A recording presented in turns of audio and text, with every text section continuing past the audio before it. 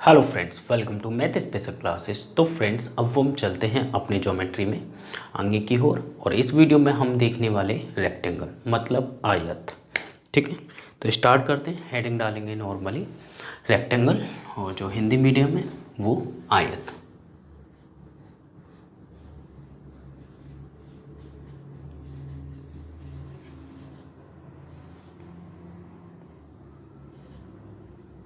Rectangle Hindi में क्या बोलते हैं इसे? आयत। ध्यान से समझना, ठीक है। और जिन लोगों ने अभी तक स्टार्टिंग की वीडियो नहीं देखी है या फिर वो डायरेक्ट इस वीडियो को देख रहे हैं तो स्टार्टिंग से वीडियो देखिए, प्लेलिस्ट में जाइए, ज्योमेट्री में आपको आसानी से मिल जाएंगी सारी वीडियो। ठीक है, चलो। रेक्टेंगल क्या होता है? रेक्टेंगल वो एक ऐसी आकृति है जिसके सामने अपोजिट साइड जो होती हैं वो पैरेलल होती हैं। पैरेलल तो होती हैं, साथ की साथ में क्या होती है? बराबर भी होती है। उसी को हम क्या कहते हैं? रेक्टेंगल। देखो,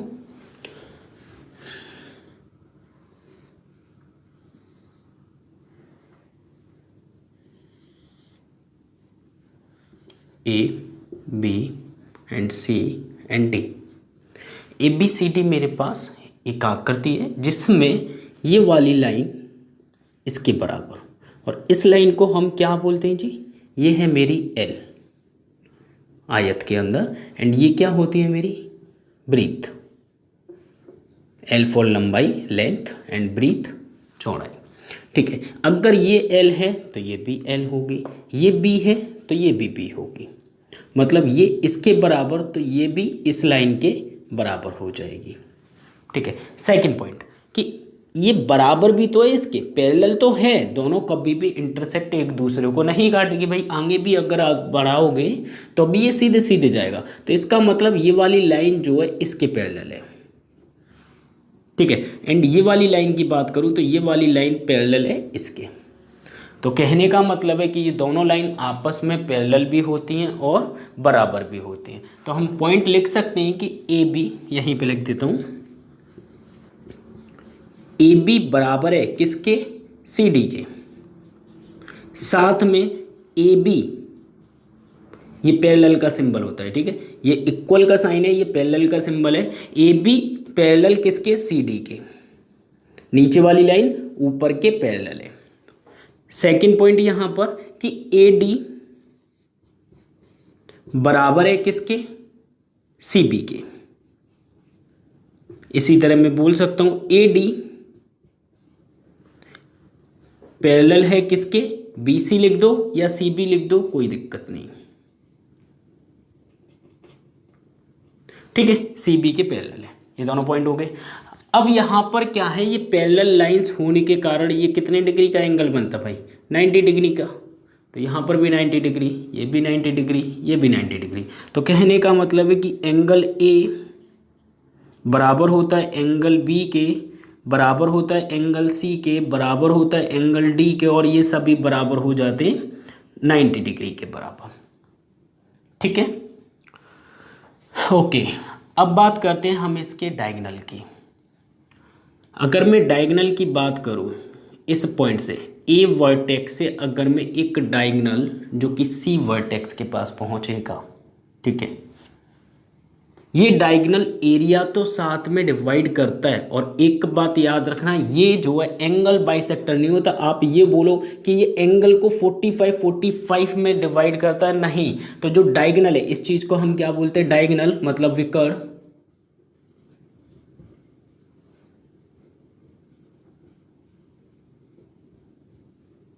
ठीक है, डायगोनल जो है 90 डिग्री के कोण को, वर्टेक्स को, किसी भी वर्टेक्स को एंगल बाइसेक्ट नहीं करता, बराबर बराबर नहीं काटता। मतलब डायगोनल जो है एंगल बाइसेक्टर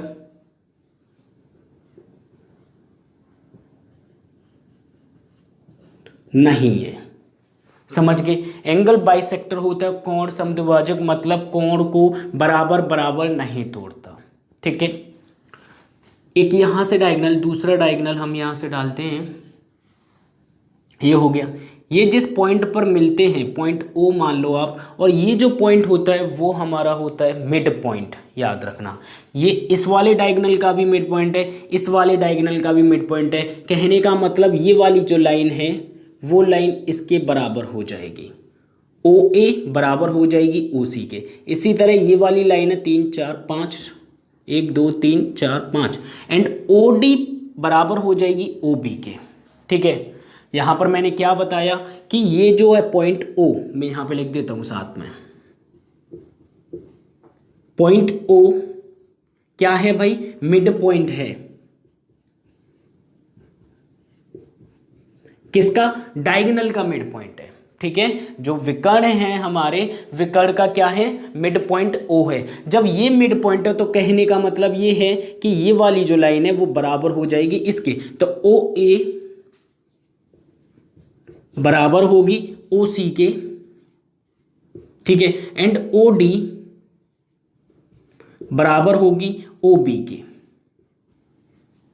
ठीक है, अच्छा एक बात बताओ, यहां पे अगर ये मिड पॉइंट है, अगर ये मिड पॉइंट है, मैं हाफ मतलब इतना पार्ट, ऊपर ऊपर का पार्ट निकालता हूं, यहां पे देखना समझना ध्यान से।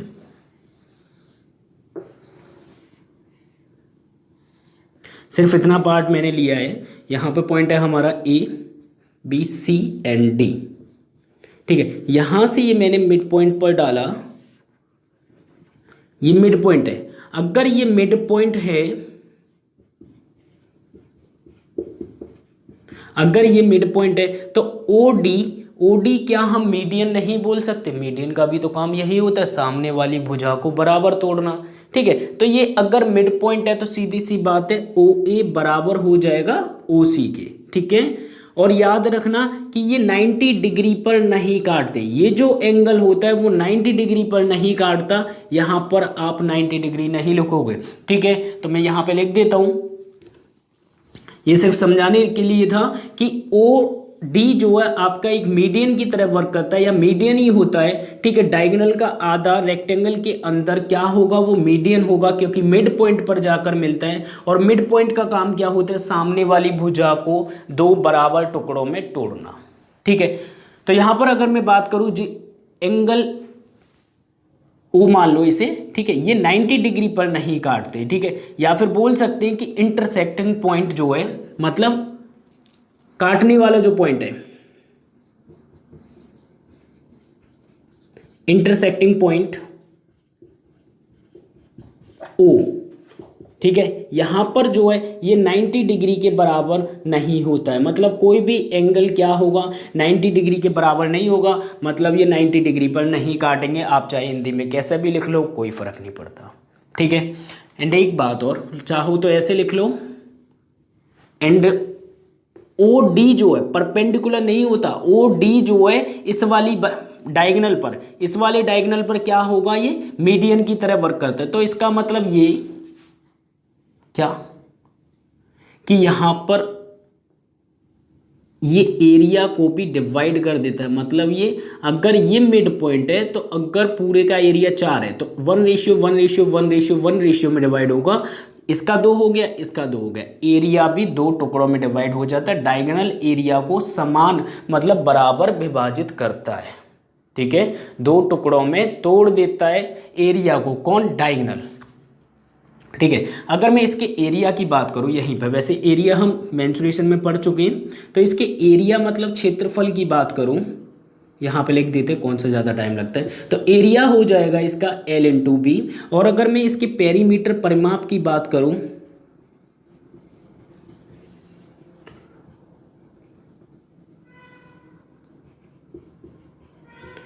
परिमाप कितना हो जाएगा, सब लोगों को पता होना चाहिए, 2 ब्रैकेट में L+B हो जाएगा। ठीक है, एरिया और पेरीमीटर, बाकी के और भी पॉइंट्स हम लोग पढ़ चुके हैं मेंसुरेशन के अंदर, यहाँ पर भी पढ़ना जरूरी है। ठीक है, और याद रखना ये जो है एंगल बाइसेक्टर नहीं होता, ये सबसे मेन पॉइंट है। ठीक है, यहाँ पर जो एंगल बनता है वो अल्टरनेट अपोजिट बनता है, अल्टरनेट अपोजिट एंगल, मतलब ये वाला जो एंगल है वो बराबर हो जाएगा इसके, क्योंकि आपको जेड बनता हुआ दिखाई देगा। इसी तरह यहाँ से उल्टा जेड बनाएंगे तो ये वाला जो होता है, एज द रेट से डिनोट कर रहा हूँ, वो इसके बराबर होता है। अभी बात करेंगे हम इस पर भी। ठीक है, नोट कीजिएगा फटाफट।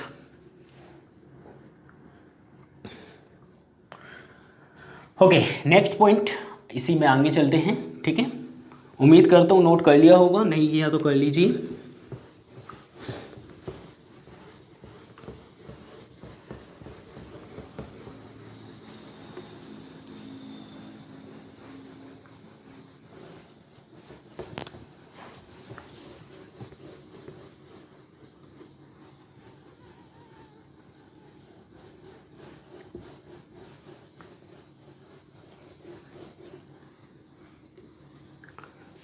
ठीक है, आगे चलते हैं। आप लोग साथ के साथ नोट करते हुए चलना। ठीक है,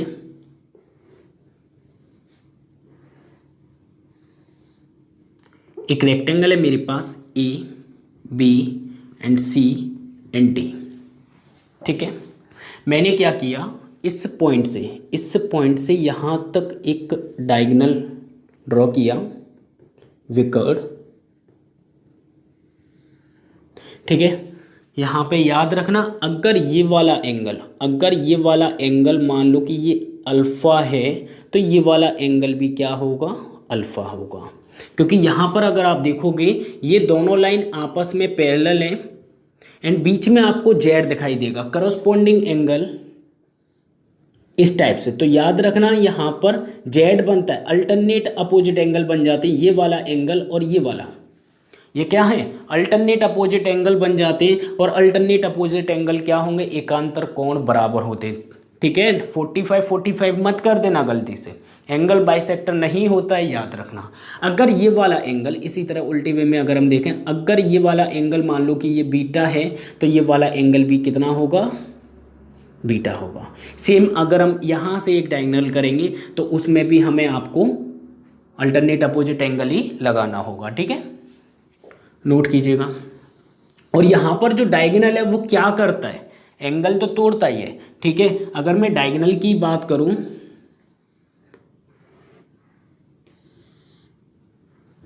A B C and D.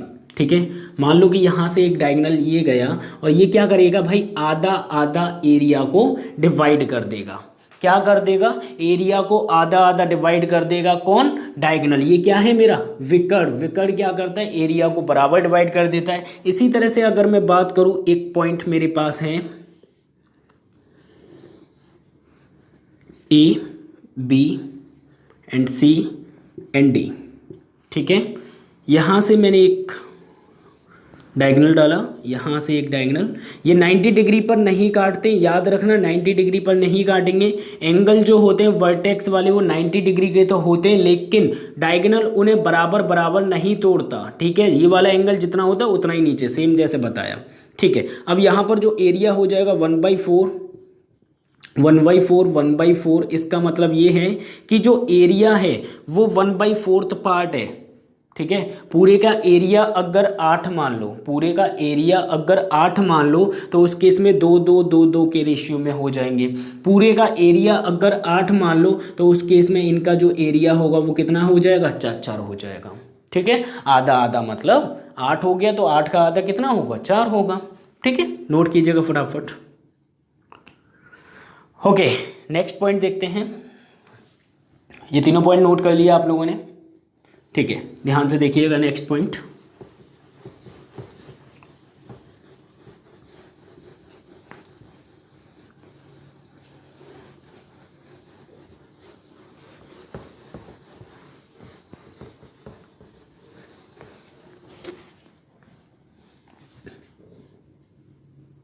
एक रेक्टेंगल है मेरे पास, आयत है।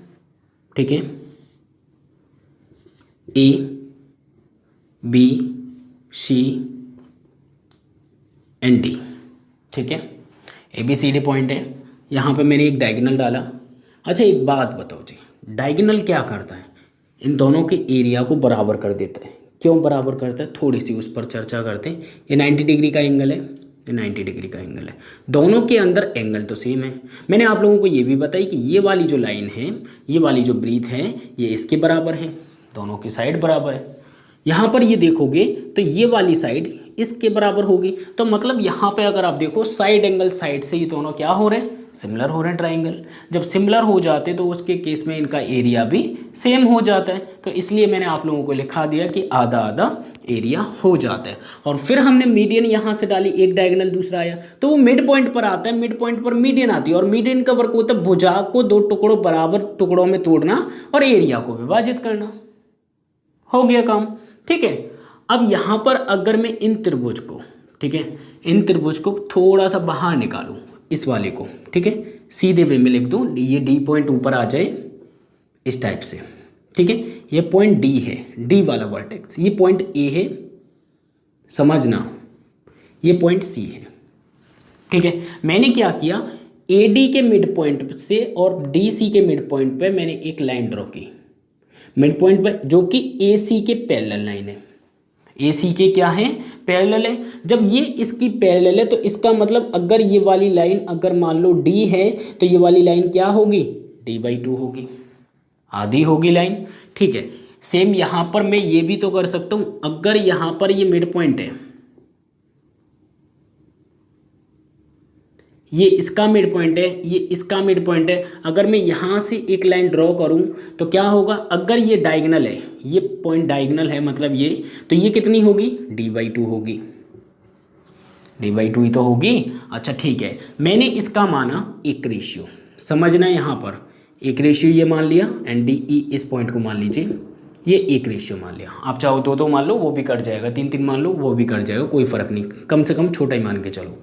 अच्छा यहाँ पर एक बात बताओ, इसका एरिया 1 1 जब 1, इस पूरे का एरिया पूरा कितना हो गया, पूरा तो भाई 2 हो गया, ठीक है, पूरा 2 है तो पूरे कंप्लीट का एरिया 2 दूनी 4 हो जाएगा। 4 रेशियो में से 1 माइनस कर देंगे तो ये कितना बचा, 3।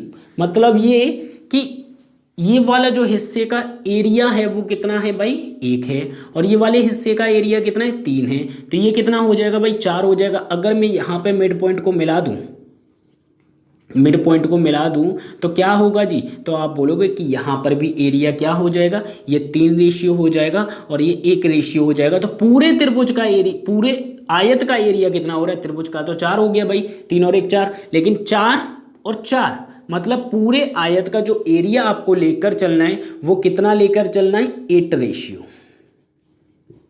ठीक है। कितना लेकर चलना है, पूरे आयत का जो एरिया होगा वो आपको लेकर चलना है 8 रेशियो, ठीक है।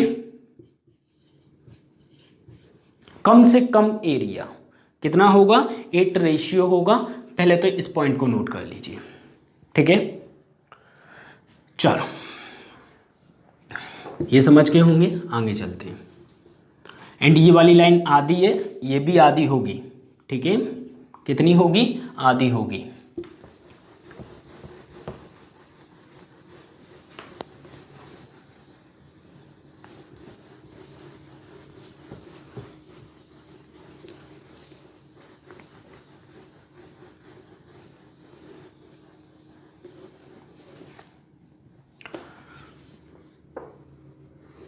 अभी एक रेक्टेंगल है मेरे पास, ठीक है, A B C and D,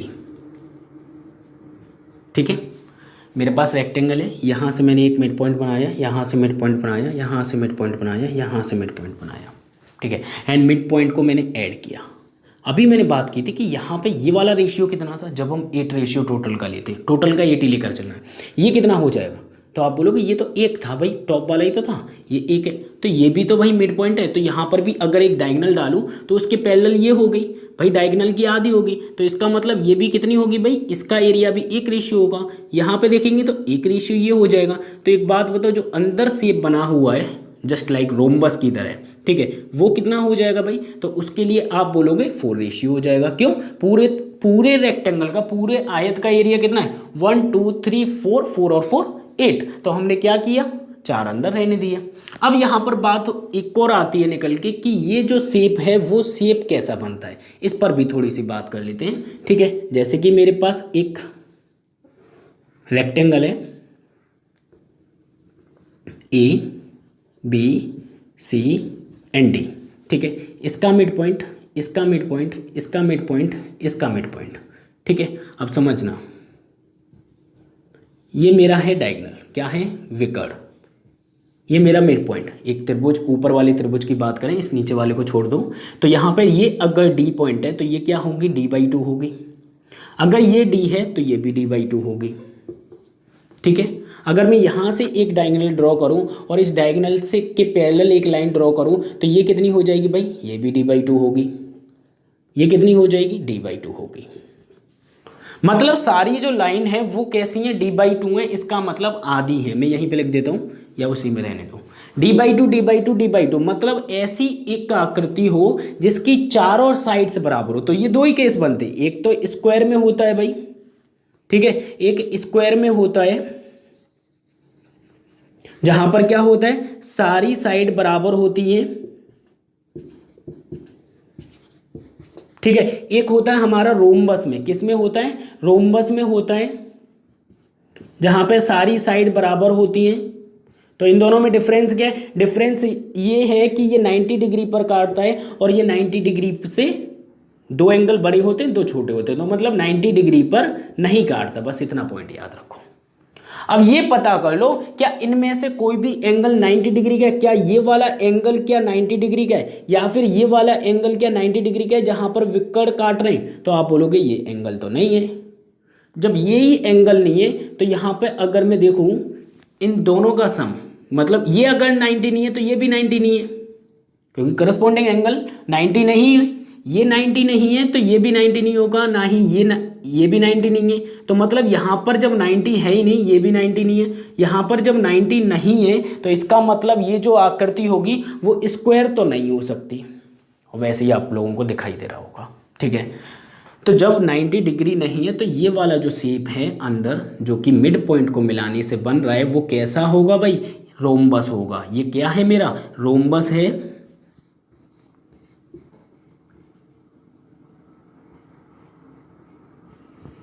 ठीक है, हिंदी में बोलते हैं समचतुर्भुज।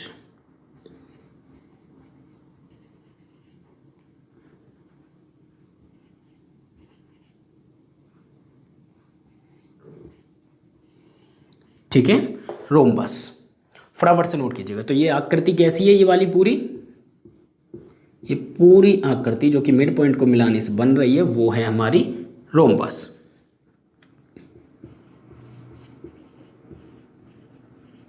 ठीक है, नोट कीजिएगा। तो यहाँ पर डायरेक्टली भी आपसे पूछ सकता है कि मिड पॉइंट से बनने वाली आकृति कौन सी होती है आयत के अंदर, तो वो रोम्बस हो जाएगी। ठीक है, नेक्स्ट पॉइंट देखते हैं।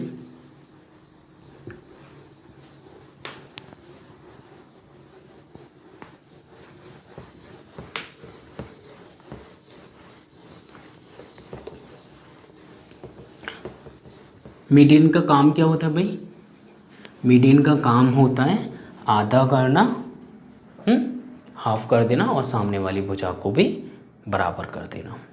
ठीक है, अभी हम लोगों ने सीखा, देखो कुछ नहीं है यार, बिल्कुल सिंपल है। आप बस सीरियसली हो के ना दो बार की तो ज़रूरत नहीं पड़ेगी, एक बार वीडियो देख लो। मान लो कि ये मिड पॉइंट है, ये मिड पॉइंट है, BC का मिड पॉइंट एंड DC का मिड पॉइंट, ये वर्टेक्स है। ठीक है, अभी मैं अगर वर्टेक्स की बात करूं तो वर्टेक्स से यहाँ तक एक लाइन ड्रॉ करूं या फिर एक अभी सेंटर में लो, बस ये मैंने डायगोनल ड्रॉ किया। ठीक है, डायगोनल ड्रॉ कर दिया। अब इसी वर्टेक्स से मैंने क्या किया, यहाँ से ये मिड पॉइंट पे मतलब एंटर की। ये वाला जो पॉइंट है वो मिड पॉइंट है, याद रखना, मैं लिख देता हूँ मिड पॉइंट है। तो मतलब इस त्रिभुज की बात करूं, त्रिभुज BAC की, तो इसका मतलब ये जो त्रिभुज है इस टाइप से अगर हम इसे बेस मानकर बनाएं, इसे ये रोटेट कर दें, तो उस केस में ये मिड पॉइंट है, तो इसका मतलब एरिया आधा आधा डिवाइड होगा। ठीक है, एरिया आधा आधा डिवाइड होगा। इसी तरह से मैं इस वर्टेक्स से इसके मिड पॉइंट पर मिलाऊं तो भी एरिया आधा आधा डिवाइड हो रहा है। तो मतलब इसका जो एरिया होगा वो 2 रेशियो होगा, इसका भी 2 रेशियो होगा, इसका भी 2 रेशियो होगा, इसका भी 2 रेशियो होगा। क्यों, क्योंकि टोटल का कितना होता है भाई, 8 होता है ना। तो 8 का आधा कर दिया हमने बड़े वाले डायगोनल से, 4 हो गया। अब हमने क्या किया, मीडियन डाल दी। ये जो वर्क करेगी मीडियन है, ये क्या है, ये मीडियन है, माध्य का है।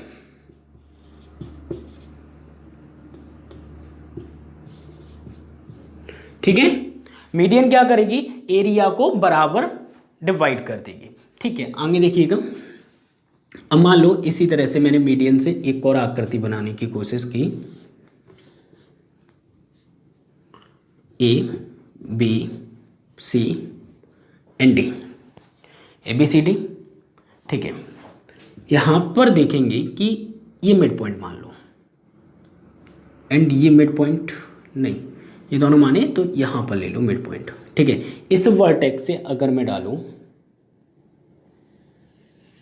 ध्यान से समझना, इस वर्टेक्स से डालूं, ठीक है, एंड इसी में मिला दूं, तो हमसे पूछ लिया कि इस आकृति का एरिया बता दो जी।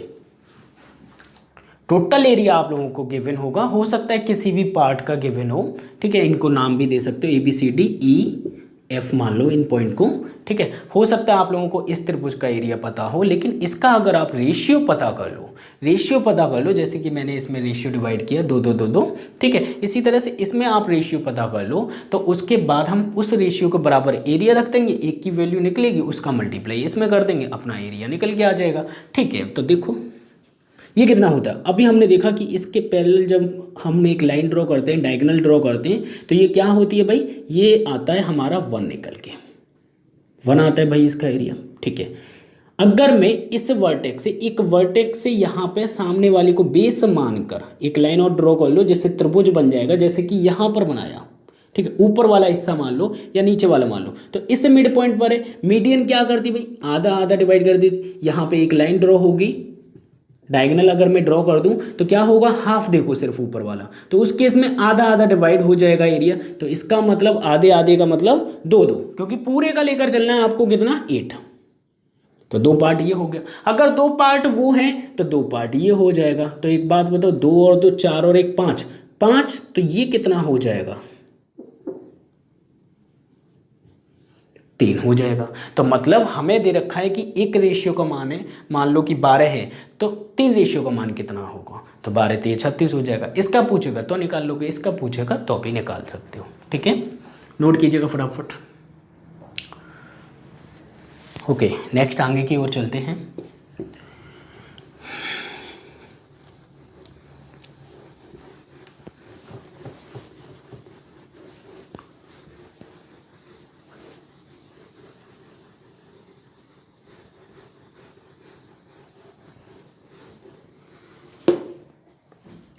तो ये पॉइंट तो क्लियर हो चुका होगा आप लोगों का।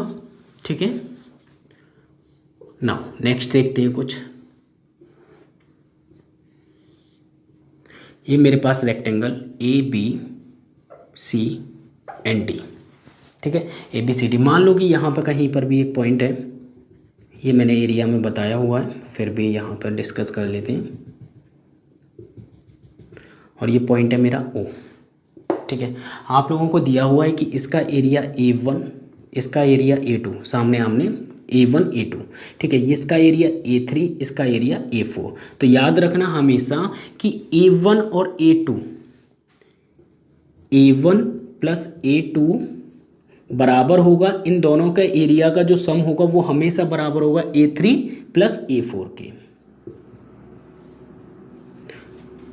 इनको कभी x मान लो आप, xy मान लो, या x1 y1 मान लो, x2 मान लो। ठीक है, तो उससे फ़र्क नहीं पड़ता, हमेशा बस इतना याद रखो, सामने वाले जो हैं उनका एरिया, उनके एरिया का सम बराबर होगा इनके एरिया का सम, बस इतना पॉइंट है। ठीक है, नोट कीजिएगा फटाफट। नेक्स्ट पॉइंट ध्यान से देखिएगा यहीं पे,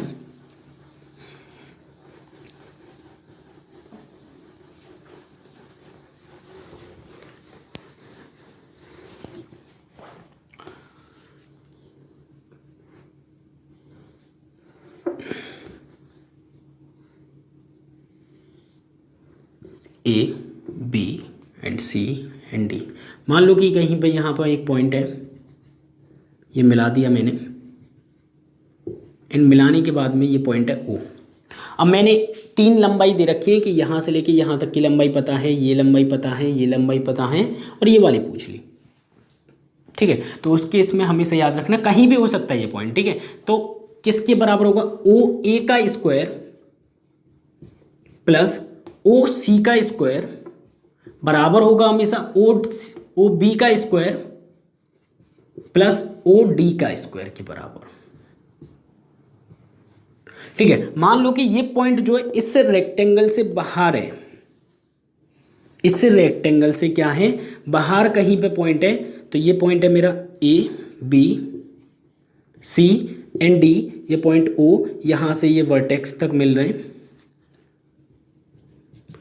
एंड मुझे तीन की लंबाई दे रखी है, चौथे की अगर पूछेगा तो हम इसके थ्रू निकाल सकते हैं। यहाँ पर भी सेम है, अंदर हो पॉइंट या बाहर पॉइंट हो, सेम मेथड कि ओ ए का स्क्वायर जो होगा आमने सामने का, मतलब इसके सामने का बराबर होता है ओ ए एंड ओ सी का स्क्वायर। याद करने के लिए ओ ए एंड ओ सी का स्क्वायर बराबर होगा ओ डी का स्क्वायर एंड ओ बी का स्क्वायर। इधर उधर कर सकते हो, कोई दिक्कत नहीं।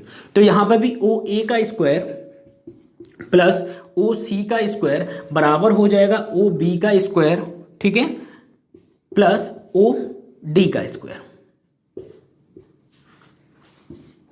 दोनों पॉइंट नोट कीजिएगा, दोनों में चीजें वही हैं। पॉइंट कहीं भी हो सकता है, अंदर हो या फिर बाहर हो, ठीक है।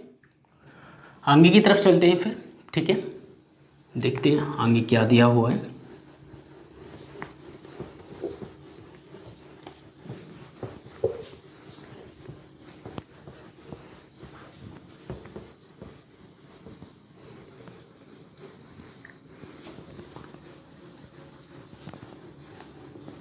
चलो कुछ नया पॉइंट लेते हैं। एक रेक्टेंगल है मेरे पास,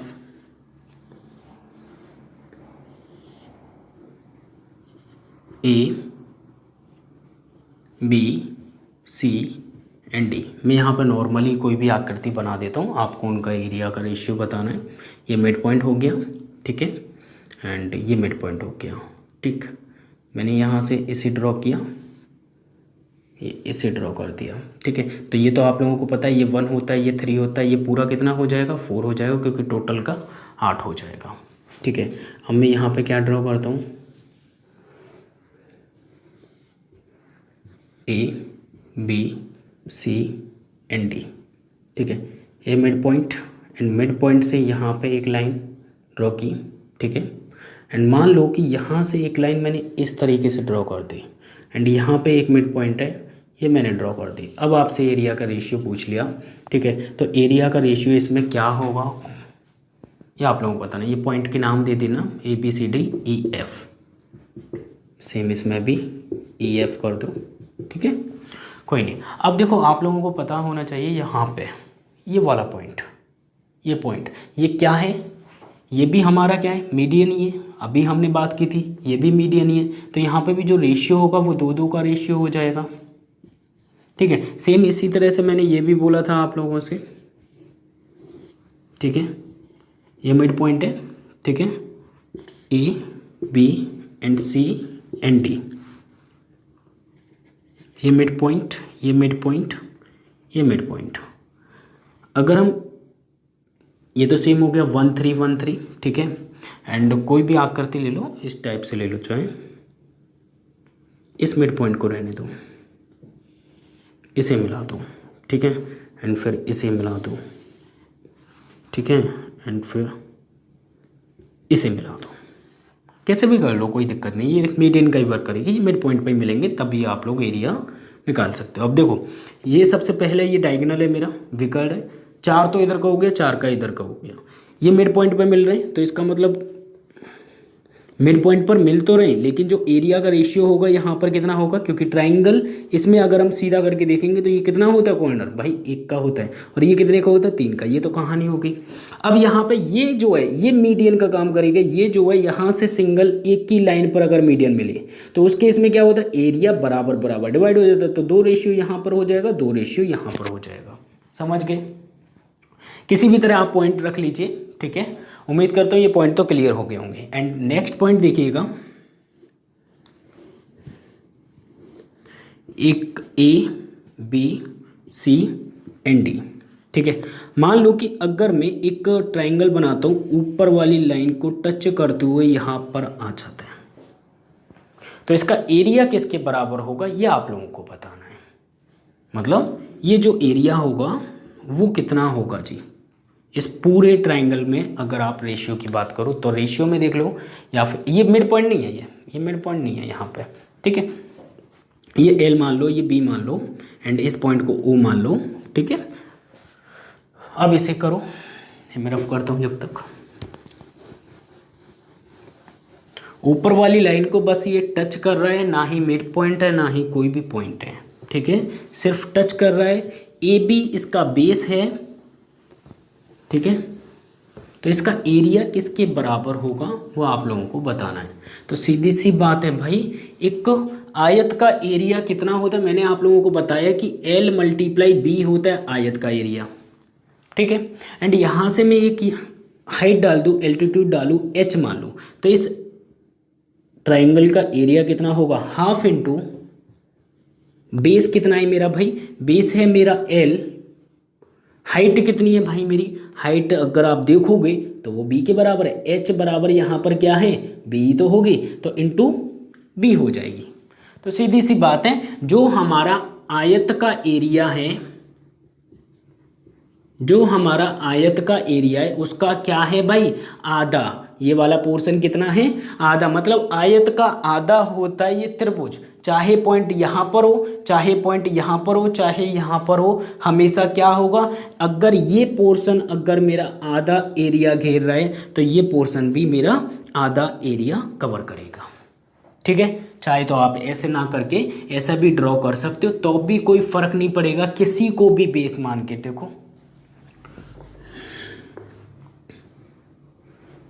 मैंने यहाँ पर बना दिया उल्टा, A B C and D, ऊपर वाले बी सी को बेस मान के यहाँ पे इस टाइप से बना देता हूँ मैं, ठीक है। तो अभी क्या होगा, ये यहाँ पर टच करेगी, याद रखना, जब भी तो हाइट बराबर ये होगी ब्रीथ, ठीक है। तो इसका भी इन दोनों का जो एरिया का एरिया कितना होगा, आधा, ये दोनों टुकड़े जो बचे हुए हैं, ठीक है, ये वाला जो एरिया होगा वो बराबर होगा किसके, इनका जो एरिया होगा वो बराबर होगा इसके, तो ये भी एरिया कितना हो जाएगा, आधा। चाहे तो इसे बेस मान सकते हो, ठीक है। ये मेरा रेक्टेंगल आयत and A B and C and D point, तो यहाँ से सामने बस टच करनी चाहिए, छू कर आ जाए, ठीक है, वर्टेक्स तक। तो इसका इन दोनों का एरिया मिलाकर कितना हो जाएगा, आधा, और इसका भी एरिया कितना हो जाएगा, आधा। चाहे तो इसे बेस मान लो, ठीक है, A B C and D point, यहाँ से इसे बेस मान के, ये मिड पॉइंट नहीं होता याद रखना, तो ये आधा हो जाएगा, एंड इन दोनों का सम कितना हो जाएगा, ये भी आधा हो जाएगा एरिया, ठीक है। नोट कीजिएगा फटाफट। ओके फ्रेंड्स, फिर हम चलते हैं, अब मुलाकात होगी आपसे नेक्स्ट पैरेललोग्राम में, ठीक है। तो यहाँ तक बहुत सारी चीज़ें हमने सीखी, काफ़ी हैं, बाकी और हम किरण पब्लिकेशन बुक से क्वेश्चन करेंगे, तब सारी चीज़ें डिस्कस यूज़ में लेंगे। जब तक के लिए बाय, टेक केयर, अपना ख्याल रखना, बाय।